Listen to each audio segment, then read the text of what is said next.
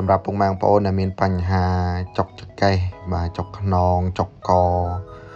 អង្គុយក្នុងឡានយូរបើករថយន្តបាទចុកគូតនេះហ្នឹងពុកម៉ែបងប្អូនអាចកំងពួកនេះយកទៅប្រើបានបាទនេះគឺជាប្រភេទខ្នើយកលខ្នងកលករថយន្តណាពុកម៉ែបងប្អូនបាទ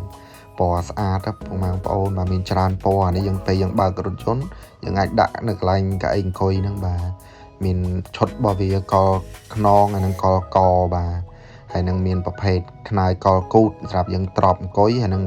ប្រភេទខ្នើយកាយដៃសម្រាប់យើងដាក់កែវទឹកដាក់អីបានបាទពុកម៉ែបងប្អូនអានេះដាក់បានគ្រប់ប្រភេទរថយន្តណាពុកម៉ែបងប្អូនបាទវាដល់ភាពងាយស្រួលសម្រាប់យើងនេះកលគូតក្រោមគូតយើងបាទយើងអាចដាក់វាអង្គុយពីលើទៅដើម្បីយើងបើកឡានទៅវាអត់សូវចុកគូតណាពុកម៉ែបងប្អូនណាសម្រាប់ខ្នើយនេះវិញគឺមានសភាពទន់មិនបែកប្រុយមិនចេញពណ៌ណាពុកម៉ែបងប្អូនបាទប្រើកាន់ឆ្នាំបាទ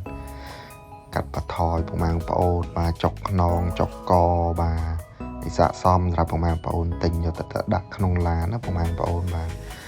សម្រាប់ពុកម៉ែបងប្អូនដែលចង់ធ្វើការកម្មង់ពុកម៉ែបងប្អូនអាចឆាតទៅ account admin របស់ខ្ញុំបាទមានច្រើនពណ៌ច្រើនម៉ូតបាទពុកម៉ែបងប្អូនអាចរើសម៉ូតរើសពណ៌បានខ្នើយកលខ្នងកលកហើយនឹងខ្នើយកាយដៃរថយន្តបាទដាក់នៅកណ្ដាលតកង់ឡានហ្នឹងបាទសម្រាប់យើងដាក់កែវទឹកដៃបានហើយនេះគឺខ្នើយកលគូតបាទសម្រាប់យើងទ្របអង្គុយលើកៅអីឡានហ្នឹងបាទ